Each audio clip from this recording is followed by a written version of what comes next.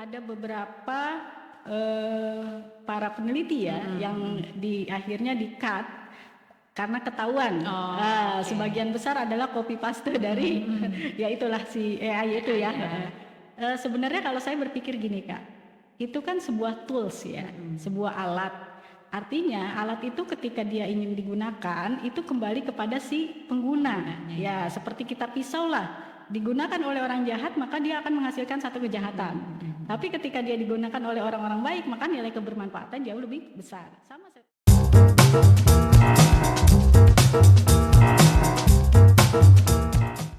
Baik, bismillahirrahmanirrahim. Assalamualaikum warahmatullahi wabarakatuh. Waalaikumsalam warahmatullahi Ya, wabarakatuh. bertemu lagi dengan kita sahabat cendekia semua. Semoga dalam keadaan sehat di hari ke-19 ya di bulan Ramadan ini. Dan di sini saya tidak sendiri, tentunya ditemani oleh Kak Epit Rahmayati yang sudah hadir. Dan sekilas tentang Kak Epit ini pegiat literasi yang mungkin tulisan-tulisannya sudah sahabat baca ya di grup WA ataukah di website beliau di risalahkalbu.com. Beliau adalah praktisi kesehatan ya, dan sekarang aktivitas beliau adalah bekerja di Poltekkes Kemenkes Negeri ya. Dan tulisan-tulisan beliau itu banyak sekali dan bermatan sekali, berisi sekali ya, semua isinya daging lah pokoknya gitu ya. Jadi banyak yang harus kita gali dari Kak Epit ini tentang literasi, lalu tentang konsistensi dalam menulis, terutama di bulan Ramadan ini ya. Baik, mungkin langsung saja Kak Epit ya, silakan menyapa sahabat kita semua. Ya, baik. Assalamualaikum warahmatullahi wabarakatuh. Waalaikumsalam warahmatullahi wabarakatuh. Apa kabar sahabat cendekia dimanapun berada? Senang sekali nih bisa bertemu ya, ngobrol bersama Kak Dian ya, di kita di podcast Ramadan Talk. Ramadan Talk, ya, betul. Voices of Civilization. Masya Allah, jadi gitu. Suara peradaban. Luar biasa ya judulnya, amat-amat sangat wow begitu ya. Luar biasa Kak Dian. Ya, tadi mungkin sudah sedikit diperkenalkan ya dengan Kak Dian, dan itulah sekelumit referensi hidup saya begitu ya. Nah mungkin sedikit mengulas boleh ya Bu Dian ya? Boleh. Bagaimana sih ternyata saya tertarik dengan dunia tulis menulis begitu ya?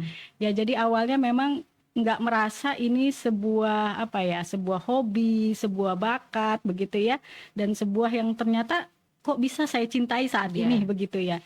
Itu berawal mungkin pada saat waktu itu saya mulai menyusun skripsi Bu Dian.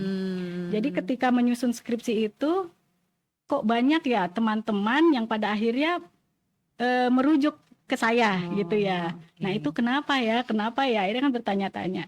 Dan di situ juga ada beberapa dosen yang akhirnya mengajak kolaborasi. Nah akhirnya itu menjadi sebuah pertanyaan besar kan buat diri saya utamanya, kenapa bisa seperti ini begitu ya. Akhirnya coba-coba menggali. Oh iya, ada dua hal yang bisa saya ambil di situ Kak Dian. Apa yang pertama? Yang pertama memang saya merasa enjoy ketika menulis. Itu satu. Yang kedua, ketika dikasih tenggat waktu dalam urusan kepenulisan, ya alhamdulillah ya, kok bisa dijalani dengan on time, relax begitu ya. Tidak ada hambatan dah, stres segala macam ya. Kan apalagi untuk urusan tulisan ilmiah begitu ya. Memang cukup diketahui awalnya memang saya terlibatnya di situ Kak Dian.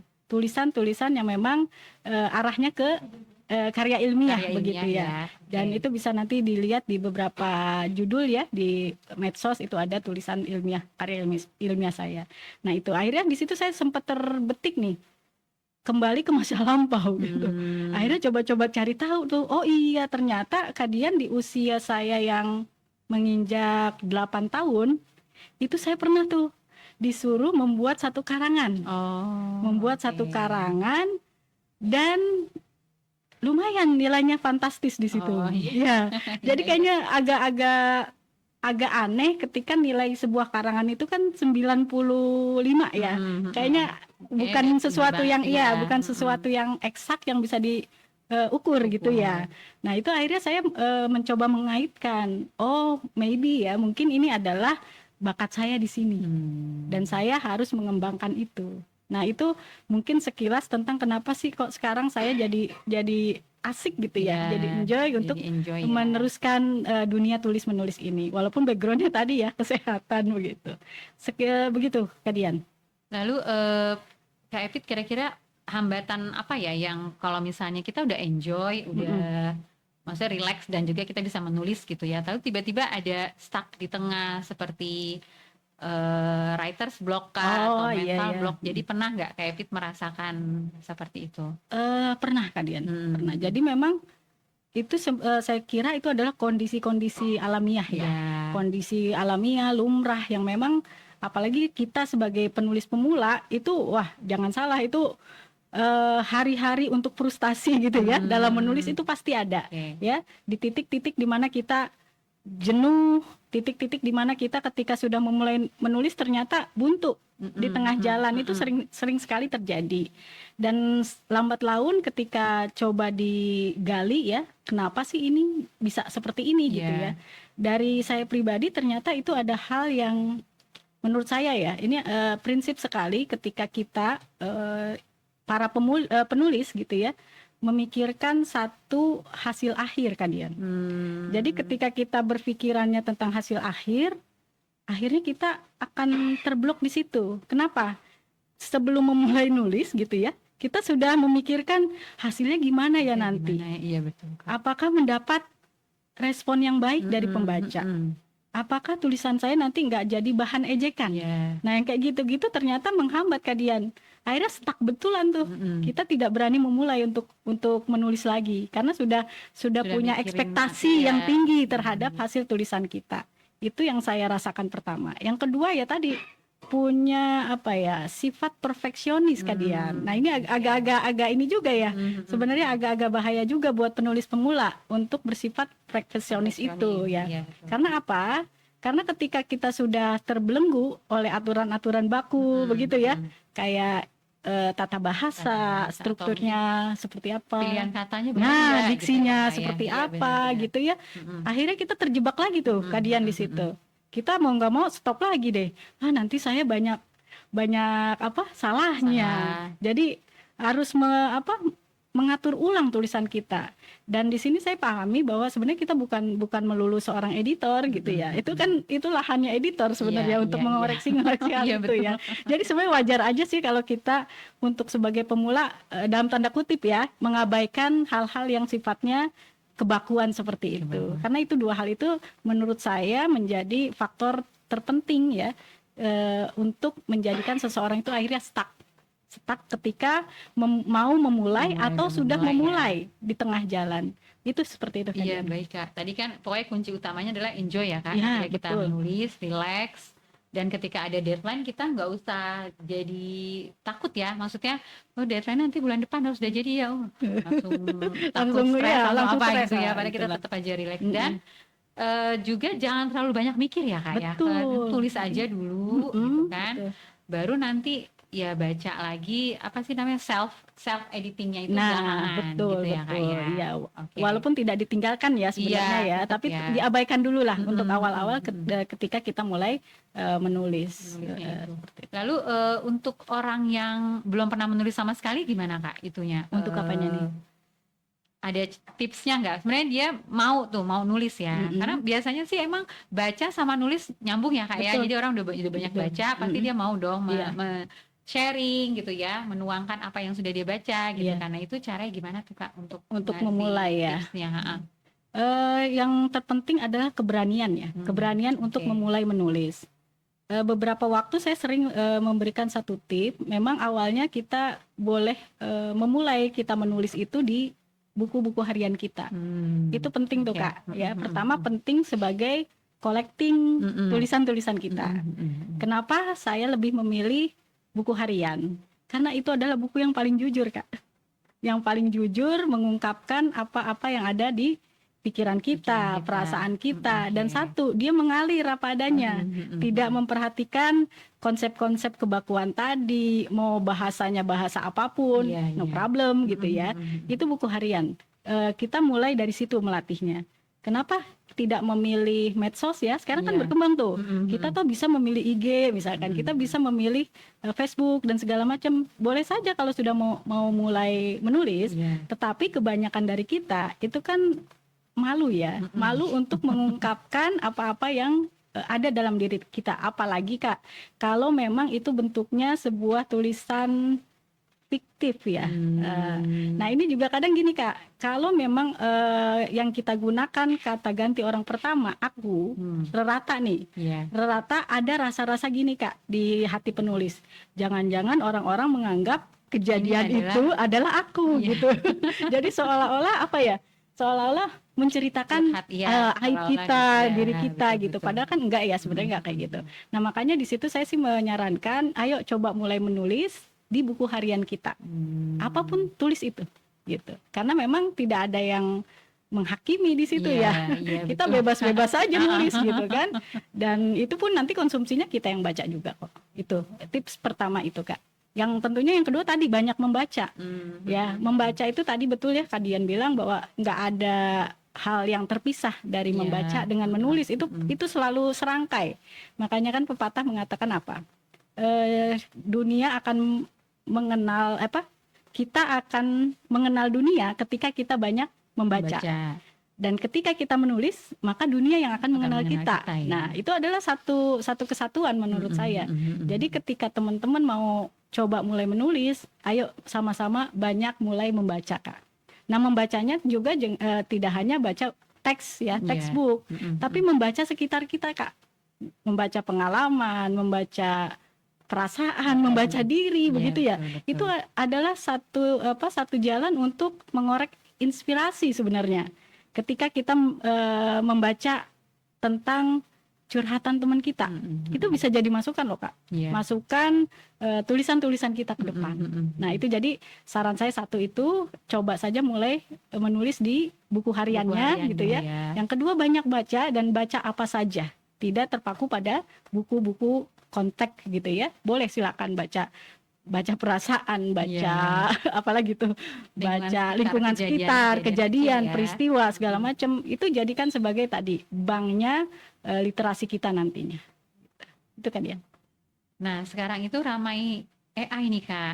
Iya betul. Itu bagaimana ya Kak, antara kita yang orisinil, maksudnya yang tulisannya otentik ya, betul, dengan AI ini gitu. Bagaimana combine-nya? Sebenarnya helpful sih ya, membantu betul. gitu. Tapi bagaimana supaya nggak rancu gitu. Jadi tidak direkayasa seluruhnya gitu ya.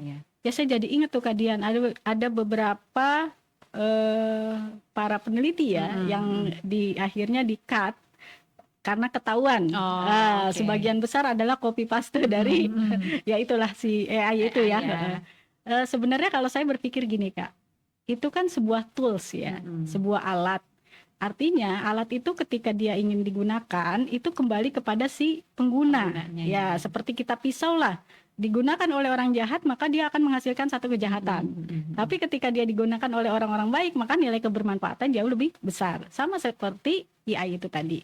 Jadi gimana nih ke depan supaya di sisi lain kita tidak terjebak pada hal-hal plagiarisme dan segala macam, tapi kita juga butuh loh teknologi ya, butuh memanfaatkan teknologi yang ada. Nah menurut saya di combine tadi maksudnya apa? Jadi saya punya pengalaman gini Kak Dian, kita buat dulu tulisan kita, ya tulisan asli kita buat. Nah si AI itu kita jadikan sebagai alat discuss, discuss ya, artinya bukan kita jadikan sebagai ketiplak rujukan gitu. Jadi jangan sampai kita jadikan referensi secara secara mutlak tapi jadikan itu hanya sebatas teman discuss kita gitu ya. Untuk tanggapan, untuk segala macam itu bisa melakukan di situ gitu ya. Nah baru tetap kalau untuk referensi, untuk tulisan itu kita harus ambil yang otentik. Ya.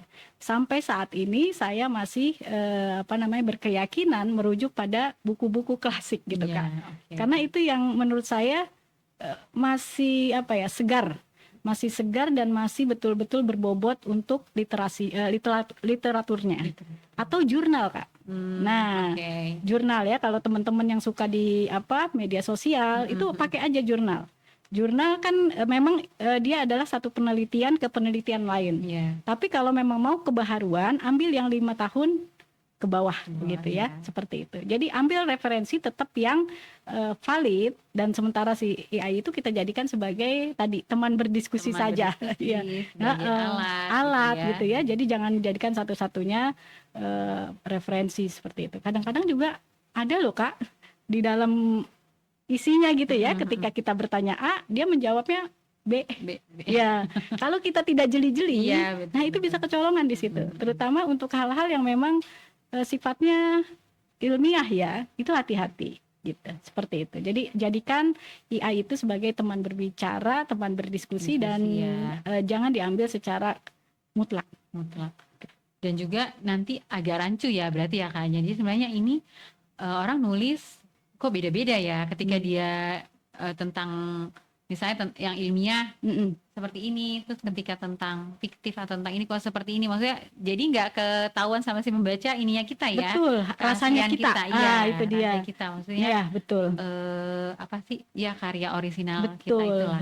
Jadi dan ya tadi karena mungkin AI itu adalah mesin ya, jadi nilai rasanya kurang kalau menurut saya. Betul. Jadi seorang penulis apalagi yang tadi ya fiksi, ketika ya kalau katakanlah menggunakan AI, jadi kelihatan sekali bahasanya kaku gitu ya Kak, nggak lentur, nggak berperasaan lah kalau bahasa kasarnya begitu ya. Karena tadi mungkin karena dia alat gitu ya. Jadi tetap kendali ada di tangan si penulis. Si penulis itu ya. Iya, sebagai penggunanya gitu Kak.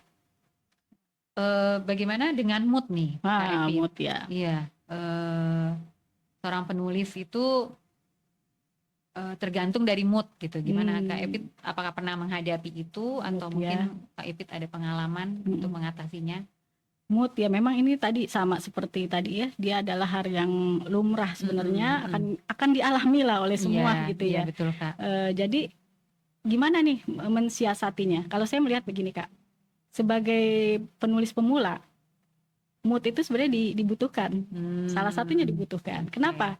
Karena ketika orang itu menulis dengan mood yang baik, itu bahasanya akan lebih baik keluarnya.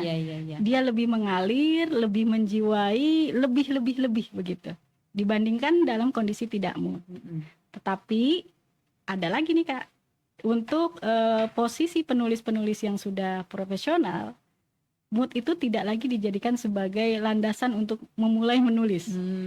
Tapi apa yang dijadikan landasan? Yaitu kedisiplinan. Nah, artinya kita juga tidak berdasarkan pada mood semata, tapi juga kita mengejar yang nilai kedisiplinan kita dalam menulis. Sekarang kayak gini aja, kayak gini Kak Dian. Kita dikasih tugas membuat esai nih di kampus ya, di sekolah gitu ya. Tapi ternyata kita tadi landasannya mood, nggak akan selesai Kak Dian. Bisa ngulang kuliahnya gitu. Dikasih waktu misalkan sepekan, nunggu mood gitu. Moodnya ternyata sepekan nggak dateng gitu ya, gimana? Akhirnya kan nggak bisa juga. Artinya apa? Mood itu sebenarnya bisa dibentuk gitu. Dibentuk, mood itu kita bentuk, dan tadi intinya kedisiplinan juga harus kita jaga gitu ya. Artinya gini, kalaupun misal gini Kak Dian, kita pengen nulis ya, tapi nggak ada mood. Kalau menurut saya nulis aja, walaupun isi tulisannya itu garing, gitu ya Kak. Isinya garing, nggak berbobot, nggak bermakna, tulis aja gitu. Mau sekalimat, mau separagraf, tulis aja. Karena menurut saya itu kalimat, itu paragraf merupakan bagian dari rangkaian ya, rangkaian tulisan kita. Kalaupun pada saat itu belum selesai Kak, bisa jadi itu bisa dipakai bahan yang akan datang. Nah, ini pengalaman juga nih Kak. Saya tuh sebenarnya punya waktu konsisten untuk nulis. di waktu setelah subuh ya, kurang lebih jam 6 sampai jam 7 tuh kayaknya buat saya waktu yang itu enak enak untuk nulis ya. waktu baik lah ya, Ya, waktu baik Kak saya Epit lah begitu ya. Oke. Nah, walaupun itu disebut sebagai waktu baik, tapi tadi ternyata ada waktu-waktu ketika saya tidak mood. Nah, gitu ya, Kak. Nah, ketika itu apa yang saya lakukan? Ya udah tetap nulis Kak Dian. Oke. Walaupun hasilnya ya datar-datar aja. Ya. Enggak sebaik penjiwaan ya, enggak sedalam apa yang ketika kita lakukan ketika mood gitu ya. Tulis aja. Walaupun tadi dapetannya cuma 1 paragraf, 2 paragraf, tetap itu saya simpan. At least nanti suatu saat ketika saya ingin membuat satu tulisan, kayaknya Kita saya lihat pernah lagi nulis gitu ya. itu. Gitu. Kayaknya saya pernah menulis ini deh. Oke. Di mana ya? Kita buka-buka lagi, ternyata paragraf yang saya buat ketika tidak mood itu bisa direparasi dan dimasukkan ke dalam tulisan yang akan saya buat. Kayak gitu Kak Dian. Jadi maksudnya ya udah tetap nulis aja. Tetap nulis ya, ya, walaupun tadi garing, walaupun dapatnya cuma sedikit. Iya, kayak gitu Kak Dian. Iya, saya beberapa ikutan kelas kepenulisan Kak. Memang teori-teori bagus ya. Betul. Judulnya harus yang menarik. Iya. Paragrafnya jangan panjang-panjang gitu iya. kan ya, pilihan kata. Pokoknya tapi selama kita nggak menulis, nonsens lah itu mah ya. Betul banget. Jadi kelas berapapun kelasnya ya, selama apapun kelas yang sahabat cendekia ikuti, kalau memang belum menulis ya belum, berarti ya, Iya, betul. belum betul banget.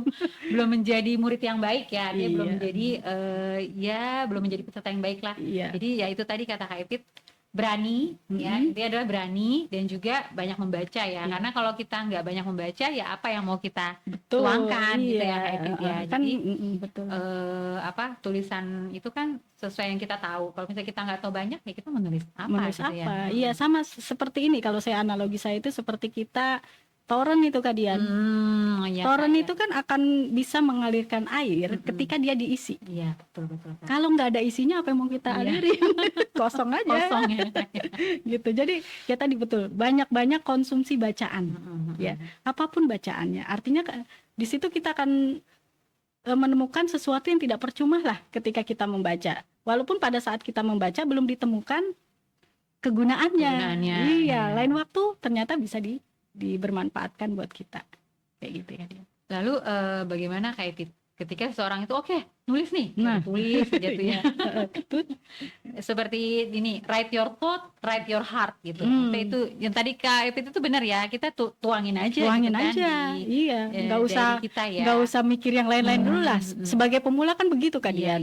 Kalau kita tadi udah dipusingin sama yang ejaannya harus kayak begini, terus apalagi diksinya kurang pas, akhirnya kita mutung sendiri itu nulis gitu ya, nggak jadi gitu. Tulis aja, bikin kita enjoy dulu untuk menulis. Ala bisa karena biasa kan. Nah itu tadi sebenarnya kuncinya di pembiasaan dan disiplin itu. Mau baik mau buruk ya udah tulis aja gitu dulu. Seperti itu sih Kak Dian kayaknya ya. Lalu ini Kak, bagaimana konsistensi itu loh Kak. Jadi maksudnya nggak tergantung mood gitu ya. Terus tetap menulis gitu. Bagaimana Kak Epit menjaga itu moodnya gitu. itu ya. Artinya konsisten itulah tadi lah yang disiplin itu. Iya. Jadi gini Kak Dian, saya itu di poin ini gitu ya. Saya kira yang terpenting untuk membangun sebuah mood itu adalah motivasi. Oke. Ya. Jadi seberapa jauh, seberapa besar motivasi kita untuk menulis, ternyata itu menjaga Kak Dian untuk kita tetap bisa menulis. Paling tidak menjaga untuk kita masih mau menulis gitu. Jadi gini Kak Dian, tadi ya disebut di awal saya kan punya blog tuh Kak Dian, risalakalbu.com ya. Itu memang saya isi tidak sekonsisten waktunya, maksudnya satu pekan sekali enggak ya, tapi saya wajib menulis dalam 1 bulan mengisi blog itu. Dan yang membuat akhirnya saya terpacu untuk tetap menulis itu ketika kita lihat followernya Kak Dian. Dan di situ nanti bisa dilihat ya, followernya alhamdulillah udah hampir 2000-an ya, 2000 lebih. Dan itu banyak diikuti oleh negara-negara lain Kak Dian. Nah, ranking kedua saya lihat negara Amerika, yang notabene kan ya kita mereka orang-orang yang kritis, yang segala macam gitu. Itu mengikuti blog-blog saya. Artinya ketika saya hilang mood, akhirnya saya kembalikan lagi. Aduh, ini banyak loh Iya, yang menantikan gitu ya. tulisan Oke, Kak. saya gitu ya. Paling tidak itu saya anggap sebagai ya paling sekecil amal saya lah yang bisa saya Iya, berikan. oke, Itu jadi motivasi itu ternyata penting, Kak Dian. Yang di sini juga saya melihat gini. Akhirnya ketika kita mau mulai menulis, pentingnya menulis itu harus kita dapetin gitu ya. Saya punya cerita gini, Kak Dian. Di majalah The Sun ya, itu di Amerika. Itu pernah merilis satu kejadian di mana kejadian itu ada satu orang pembunuh, Kak Dian. Itu namanya Rurik Judge-King ya kalau nggak salah ya. Nah, Rurik ini membunuh 2 seorang perempuan di Hong Kong. Dan ternyata pembunuhannya ini bukan hal yang biasa gitu, yang sederhana, tetapi sangat-sangat kompleks. Sangat kompleksnya di mana dia membunuh dengan brutal. Nah, ketika diulik-ulik sama kepolisian, kenapa dia membunuh begitu ya? Ini mencengangkan sekali. Motivasi dia membunuh salah satunya adalah karena membaca novel, kan ya. Jadi ada novel judulnya itu American Psycho. Nah, ini di novel tersebut menceritakan seorang bankir ya yang akhirnya menjadi pembunuh sadis. Dan ternyata ketika ditanya motivasinya itu, si Rurik ini cuma ingin ngerasanin gimana sih rasanya si tokoh utama. Gitu. Ini nggak jauh loh dari kita, era 90-an baru terbit 1991. Artinya di sini saya jadi berpikir gitu ya, Kak Dian. Ternyata seorang penulis itu punya beban moral. Ya, beban moral atas apa yang dia tuliskan. Maksudnya gini. Dia menulis, maka tulisan dia akan menginspirasi orang lain. Nah, sekarang Kak Dian pernah nggak ngerasain baca satu novel itu isinya tentang kesedihan yang luar biasa. Yang Kak Dian rasain apa tuh? Ya ikut sedih. Ikut sedih kan ya? Pasti ikut sedih, larut. Iya. Bahkan nggak nangis kan? Nangis. Lebih-lebih ada yang sesegukan seperti itu ya. Saking pengen ikut larut ya dalam novel tersebut. Atau dari segi kemarahan pun begitu. Nah, ternyata si Rurik ini pun begitu, ingin merasai bagaimana sensasi sang tokoh utama ketika membunuh, bayangin. Nah, artinya tadi karena menulis itu adalah membangkitkan inspirasi kepada orang lain, ya sebagai teman-teman ya mungkin ya kita semua yang ingin kebaikan itu menjadi ditularkan ke orang lain, maka bisa melalui tulisan. Dan itu salah satu motivasi saya, mudah-mudahan terjaga sampai saat ini gitu. Jadi ingin menyebarkan kebaikan lewat tulisan. Karena keburukan saja bisa ikutin, apalagi kebaikan, menurut saya seperti itu, Kak Dian. Jadi pertama, jaga motivasi. Yang kedua ya tadi tetap disiplin. Disiplinnya tetap ya. Disiplin tuh nggak ada matinya kayaknya ternyata ya. Kayak gitu, Kak Dian. Luar biasa itu kisahnya itu ya. Iya, sama seperti kasus yang kemarin itu, Kak. Itu kan juga karena kebanyakan baca komik kan. Jadi yang bisa membunuh itu ya. Iya betul. Anak yang bisa membunuh. Betul. Ibunya itu betul lah ya. Jadi memang hati-hati sekali ya. Hati-hati sekali. Mungkin anak itu tadinya nggak ada kepikiran, tapi akhirnya karena sering membaca yang mungkin dia nggak 1-2 kali lah baca, itu pasti sering lah ya. Nah, lambat laun menjiwai. Jadi tahu ya. Menjiwai dan ingin mempraktekkan. Nah, itu kan yang berbahayanya di situ. Ya artinya ini sebuah tantangan ya kepada calon-calon penulis muda ini sebenarnya ya, bagaimana membuat tulisan-tulisan itu menjadi bergizi dan lebih bermanfaat dalam bentuk kebaikan. Tadi betul kata Kak Dian, yang jahat aja bisa ditiru, apalagi yang baik gitu kan. Seperti itu. Kayak gitu, Kak Dian. Apalagi nih, Kak, untuk yang dan juga mungkin kalau saya ya, Kak ya, itu bagusnya gabung sama komunitas, Kak ya. Jadi biar kita menjaga juga, betul Kak, itu satu itu juga ya, menjaga disiplin. Jadi kalau misalnya kita sendiri aja itu kayaknya nggak ada ini Iya, ya, maksudnya kalau sendiri. Jadi kalau kurang misalnya kita semangat. gabung, iya kurang semangat kayak gitu sendirian aja. Coba kalau kita gabung komunitas Mm, baca kah, komunitas mm-mm. menulis kah gitu Betul, ya Kak betul ya. Kak, betul. Ya, jadi itu juga termasuk Mm-mm, tip itu mm-mm. menjaga konsistensi kita dalam Iya, menulis. Punya komunitas yang sefrekuensi. iya betul Kak. Jadi bisa saling mengingatkan, Mm-mm, bisa mm-mm. saling mensupport kan Iya, di iya. komunitas itu ya. Kalau kita lagi apa tuh istilahnya lemah motivasi, Mm-mm. barangkali ketika melihat teman giat menulis itu secara nggak langsung biasanya Biasanya kita tertarik tuh langsung Kak, iya ya, walaupun oh teman kita gitu. nggak ngajarin kita, lu Iya, nulis lu gitu ya, itu bisa secara apa ya, namanya frekuensi itu kan selalu senggol menyenggol iya ya, artinya betul Kak. Jadi mendapatkan seperti nyambung. itu. Betul kalian bisa seperti itu. Jadi perlu masuk dalam komunitas-komunitas dunia kepenulisan. Salah satunya pena generasi cendekia ya. Oh Semoga iya kalian bisa betul. bergabung Iya betul ya. betul betul sekali Kak Dian. Alhamdulillah Dan ya wadahnya di Bekasi wadahnya ya. iya wadah di Iya Bekasi. betul.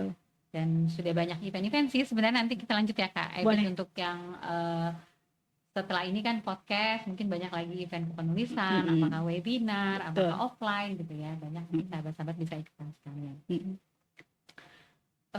Apalagi Kak untuk yang eh, ini Kak, apa namanya, bisa mencari uang nggak sih Kak dalam menulis itu? Oh Gitu. bisa banget. Oh, Bisa banget. Jadi teman-teman yang mau mulai menulis, mm-mm. jangan berpikiran menulis itu tidak menghasilkan Iya, juga gitu iya, ya. iya Kak. Karena memang ini saya pikir ini sebuah ladang yang cukup prestis ya untuk Mm-mm. menulis itu. Karena gini Kak, ini terbaru di Swedia yang awalnya kan menerapkan digitalisasi dalam pembelajaran, Mm-mm. sekarang kembali lagi, Kembali lagi iya ke Kak, pulpen kembali ke pulpen dan buku buku ya. teks. Artinya teman-teman punya peluang yang besar nih, jangan berpikir kan udah ada medsos, orang gampang baca di medsos, cari di Iya, medsos. Ternyata tidak, berbeda gitu ya, membaca dengan di medsos dengan membaca di menjadi buku. buku Iya asli gitu ya. ya. Kalau di medsos kan kebanyakan yang saya lihat nih Kak, itu kan hanya potongan-potongan ya, potongan-potongan, fragmen-fragmen. Tapi kan kalau di buku secara utuh, itu akhirnya membuat pemikiran kita menyeluruh gitu. Dan ini sekali lagi teman-teman yang Swedia ya Kak ya. Iya. Swedia itu kembali kepada generasi yang dulu, ya. kembali ke buku begitu ya. Jadi jangan khawatir ketika memulai menulis, maka itu salah satunya mungkin nih jadi motivasi untuk menghasilkan Iya. cuan. Cuan ya Kak. Seperti itu Kak, betul sekali Kak, boleh ya. Ya, baik-baik Kak Evit. Apalagi ya, Kak Evit pernah menghadapi ini enggak, misalnya pernah di komen negatif gitu tentang tulisan Kak Evit, atau mungkin disalahartikan, itu bagaimana Kak Evit menghadapi itu? Oh iya, ya seperjalanan menulis tentu pasti ada ya, ada ya, yang masukan positif, masukan negatif itu ada. Tapi nah inilah di sini penulis harus terbuka Kak Dian. Oh gitu. Terbuka secara pemikirannya ya. Jadikan semua itu sebagai pecut untuk kita lebih baik lagi dalam menulis. Nah, kembali ke AI tadi Kak. Yeah. Jadi itu juga bisa kita jadikan referensi tulisan kita baik atau tidak. Artinya gini, ada kita bikin tulisan tadi, kemudian kita masukkanlah ke salah satu tools itu gitu ya. Tolong kasih penilaian misalkan. Nanti dia ngasih poin Kak. Misalkan 5 dari 10, 8 dari 10, itu ada yang seperti itu. Artinya gini, itu kita jadikan sebagai referensi kita untuk kembali mengevaluasi tulisan-tulisan kita. Karena kita kan inginnya gagasan-gagasan yang kita tuangkan itu bisa dipahami orang secara baik. Syukur-syukur bisa diminati, begitu kan ya. Yang penting kan dipahami, kemudian diminati dan disenangi, gitu ya. Tapi paling tidak bisa dipahami dulu deh, gitu. Nah kalau ada yang komplain, alhamdulillah itu jadi masukan sekali buat kita seorang penulis, gitu ya. Karena di situ gini Kak, menulis itu kan bukan melihat hasil kita yang menilai kan, tapi orang yang menilai. Orang yang betul. Baca gimana iya. Ya tanggapannya. Nah, kalau dia memberikan sebuah tanggapan baik itu positif atau negatif, justru sebenarnya dia itu cinta loh Kak sama kita. Betul nggak? Iya. Dia ingin baca tentang kita ya. Minimal sudah baca. Iya. Minimal sudah baca. Kedua, paling tidak dia pengen tulisan kita lebih berbobot loh, gitu kan? Iya, betul, itu seperti itu menurut saya. Jadi nggak usah baper. Kalau tulisan kita jelek, ya udah, habis going. Iya, habis itu kan kalau yang baper dia nggak mau nulis. Nah, itu dia yang tadi di awal saya katakan Kak, kita kadang-kadang terbentur pada hasil akhir. Itu kan Ya, termasuk oke, hasil Kak. akhir loh. Evaluasi pembaca terhadap tulisan kita itu hasil akhir. Kalau kita belum nulis aja udah mikirin orang gimana ya, Iya, betul, nanti betul, mengkritik Kak. saya, nanti tulisan saya kurang bagus segala macam, udah nggak akan jadi tulisan kalian. Saya yakin itu nggak akan jadi. Jadi Betul, ya Kak. udah, untuk kritik-kritik anggap itu tadi evaluasi buat kita, dan jangan baper. Nggak akan jalan terus kalau Iya. baperan ya, seperti Oke, itu. oke. Oke, Kak Epit, mungkin ada pesan-pesan bagaimana menghadapi Ramadan ini, Kak, di sisa 10 hari terakhir. 10 hari terakhir ya. Mm-mm. Nah, karena ini temanya tentang kepenulisan ya Kak ya, Mm-mm. berharapnya sih nih Ramadan dijadikan bulan perenungan untuk mencari inspirasi sebanyak-banyaknya. Dan sebenarnya Kak, inspirasi terbesar itu ada di Al-Quran loh Kak. Jadi itu ada kisah-kisah, terus betul, ada apa namanya, quotes-quotes ya yang Iya. luar biasa Kak. Kalau kita baca itu jadi inspirasi banget buat tulisan-tulisan kita. Makanya banyak kan para penulis-penulis Islam ya khususnya yang menyisipkan kata-kata Al-Quran ya Al-Quran, sebagai referensi gitu. Jadi yuk sama-sama kita manfaatin nih 10 terakhir di bulan Ramadan untuk mencari referensi ya, mencari inputan yang banyak Iya, buat banyak ya, Kak, tulisan-tulisan kita ke depan. Seperti itu. tulisan yang Iya. bergizi gitu ya, Kak, Iya, ya. betul. Closing statement boleh, Oke. Kak Epit, kalau misalnya bukan hanya di bulan Ramadan, Kak Oh, Epit, gitu ya. di Baik. Kalau bulan saya yang sih lain. selalu teringat apa-apa yang pernah diucapkan Sayyidina Ali bin Abi Thalib ya. Semua orang akan mati kecuali karyanya. Ya. Maka tuliskanlah apa-apa yang membuatmu nanti bahagia di akhirat. Luar biasa Kak. Artinya memang motivasi kita menulis itu betul-betul harus kita jaga sedini mungkin ketika kita Yeah. ingin memulai menulis. Supaya apa? Supaya tulisan-tulisan kita nantinya menghantarkan kita ke tempat yang terbaik ketika di akhirat kelak. Dan kita semua pasti berharap itu ya Kak ya. Iya, Walaupun di artinya- dunia mungkin dapat cuan. Iya. Tapi kan yang di akhirat yang paling penting Iya, gitu ya betul-betul, Kak. Kak Epit, Ya. betul-betul. Itu menginspirasi saya sekali. Oke. Itu aja. Baik, terima kasih Kak Epit untuk terselenggaranya acara ini. Kita juga ucapkan terima kasih kepada Klinik Trimedika di Bintara, lalu CNE Cinta Negeri Entrepreneur, HNI Halal Network Indonesia, dan media partner Gensa, yaitu Gen Saladin ya, oleh Bang Edgar Hamas. Sebenarnya untuk pembicaraan kepenulisan ini sih nggak bisa sekali dua kali ya Enggak, Kak Kak, ya, enggak. karena kan selalu update ya. Betul, Untuk yang iya. Tema yang mau dibahas kan apa, yang betul. lagi rame itu apa gitu ya, lalu kepenulisan yang memang langsung ditangkap oleh si audiens itu yang kayak gimana gitu ya. Iya. Nah, untuk Kak Epit sendiri, cara mencari tema yang sedang hot kah atau yang sedang ramai itu bagaimana Kak untuk awalannya itu? Iya tadi ya, kita banyak membaca buku, membaca situasi, membaca peristiwa, itu nanti akan dapat tuh tema-tema yang kira-kira pas tuh ya. Dan satu tema, jangan takut basi.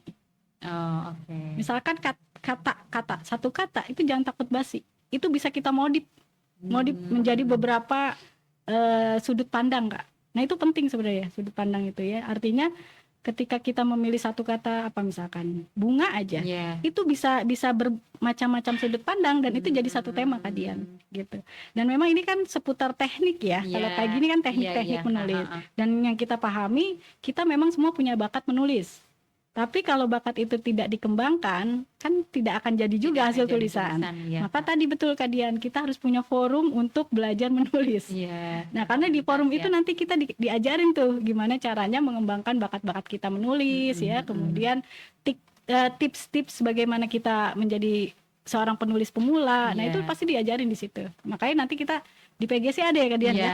Di PGC ada, nanti tunggu aja ya. Tunggu aja. Banyak ya. Salah satunya tadi sekolah kepenulisan ya Kak Dian ya. Nah, nanti di situ diajarin tuh. Webinar gitu Betul ya. Jadi nggak berhenti pada buku diari ya Kak Dian ya. Itu hanya langkah awal. Langkah awal buku diari, tapi nggak selamanya juga kita nulis diari terus ya. Enggak, itu harus jadi buku Kak. Buku dan tapi ya cobalah publish ya. Ya itu harus ya, jadi buku. Nah untuk jadi buku kita harus ikut sekolah-sekolah kepenulisan. Ya. Baik, demikian sahabat cendikia obrolan kita ya dengan Kak Epit. Ini bukan awalan, bukan akhiran ya. Nanti ada lanjutannya ya. Silakan bisa dinantikan lagi oleh Kak Epit dan narasumber yang lain ya di PGC ini.